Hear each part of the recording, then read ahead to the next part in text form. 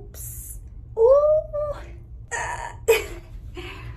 Okay, I never thought I would say this, but my God, I guess I would say that was money well spent.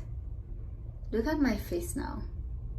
I'm not saying that my face look perfect, but look, no skin tags.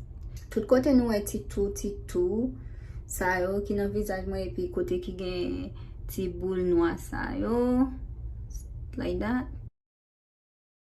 Se skin tags yo sa yo poko dekale, men yo gen pou yo dekale, apre sa pou figi an pou an fom ni anko. So sa se deuxième jour apre m fin fè traitement. Mdem gen sou deuxième tou, mgen yon la, sa yo poko dekale. Men mde gen